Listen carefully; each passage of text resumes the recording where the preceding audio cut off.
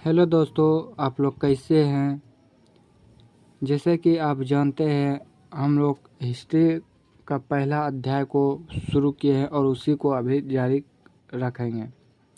अगर आप इस चैनल को नए हैं तो चैनल को सब्सक्राइब कीजिए और अधिक से अधिक लोगों में शेयर कीजिए।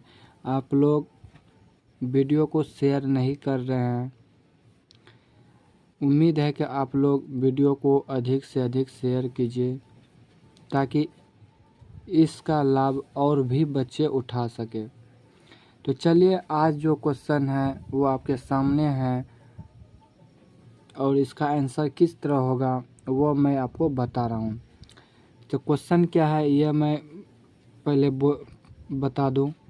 हड़प्पा समाज में जटिल फैसले लेने और उन्हें कार्यान्वित करने के संकेत मिलते हैं। इस कथन के आलोक में स्पष्ट कीजिए कि क्या हड़प्पाई समाज में शासकों का शासन रहा होगा। तो इसका आंसर कैसे लिखेंगे, तो चलिए हम इसका यह ज़्यादा से ज़्यादा ये 5 नंबर का 3 नंबर में पूछता है। तो चलिए इसका आंसर क्या होगा इसे हम देखते हैं और इसे किस प्रकार लिखते हैं उसे हम देखते हैं। हड़प्पा समाज में जटिल फैसले लेने और उन्हें कार्यान्वित करने के संकेत स्पष्ट रूप से मिलते हैं।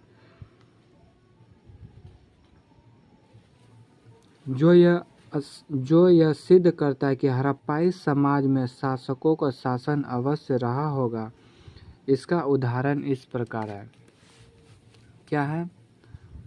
संपूर्ण हड़प्पा संस्कृति में एक जैसे बाट और मृद भांड मिले हैं। बोल रहा है जितना भी हड़प्पा संस्कृति में बाट और मुहर मिले वो सभी एक जैसे मिले हैं। पॉइंट नंबर 2 क्या है? पॉइंट नंबर 2 में देखें, संपूर्ण हड़प्पा संस्कृति में एक अनुपात में ईंटें मिला है। क्या है? संपूर्ण हड़प्पा संस्कृति में एक अनुपात के ईंटें मिला है। संपूर्ण हड़प्पा सभ्यता के शहर को योजनाबद्ध तरीके से बसाया गया है।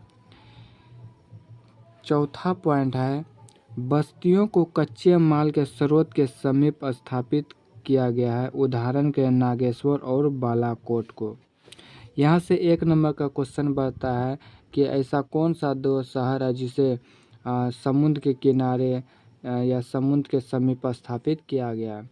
तो उसे हम क्या कहेंगे? नागेश्वर और बालाकोट। पॉइंट नंबर 5 को हम देखेंगे। इसके अतिरिक्त ईंटें बनाने, विशाल दीवार, चबूतरे एवं भवनों के निर्माण हेतु श्रम संगठित करना उपरोक्त सभी प्रमाण यह सिद्ध करते हैं कि इस तरह के फैसले को संपूर्ण हड़प्पा सभ्यता में लागू करना एक कठिन कार्य था जो बिना शासक के संभव नहीं था। आगे के क्वेश्चन कैसा? आगे के क्वेश्चन क्या है? आगे यह क्वेश्चन का आंसर हम कंप्लीट किए। अब हम दूसरा क्वेश्चन को देखते हैं।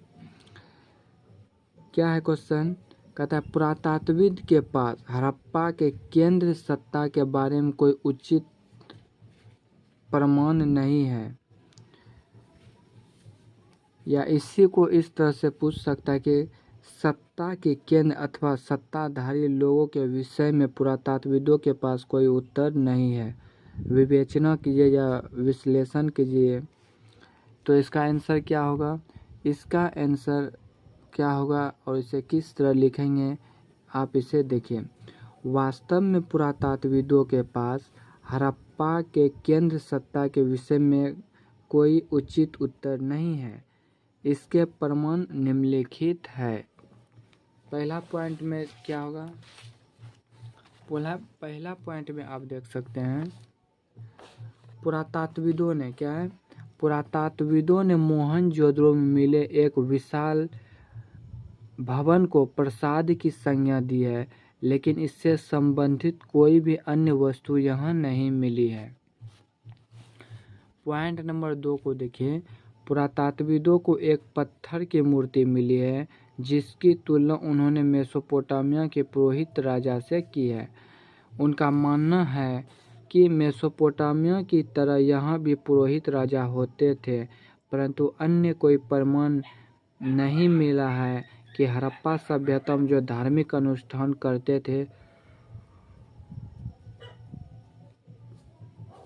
वही राजा हुआ करते थे। पॉइंट नंबर 3 को आप देखिए। पॉइंट नंबर 3 में क्या है, कुछ पुरातात्विक इस मत में है कि हड़प्पाई समाज में शासक नहीं थे, सभी की सामाजिक स्थिति एक समान थी।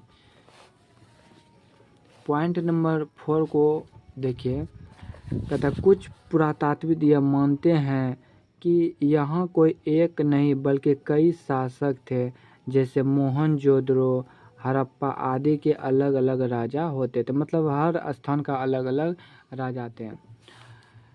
पॉइंट नंबर 5 में आप देखेंगे, कुछ पुरातात्विक यह तर्क देते हैं कि यहाँ कोई एक ही राज्य के अंतर्गत संपूर्ण हड़प्पा संस्कृति थी।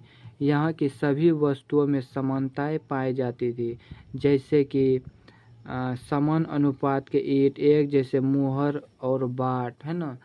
तो एक जैसे मुहर और बाट, बस्तियों को कच्चे माल के स्रोत के समीप स्थापित करना, पुरातात्विदों का यह तर्क सबसे युक्ति संगत है, क्योंकि यह वस्तु समस्त हड़प्पा संस्कृति में एक जैसा मिले हैं, और यह तभी संभव रहा होगा जब संपूर्ण राज्य का शासक एक शासक रहा होगा। तो आपने देखा किस प्रकार से इसका आंसर होगा। तो आज के लिए बस इतना ही, आगे हम कल के वीडियो में देखेंगे।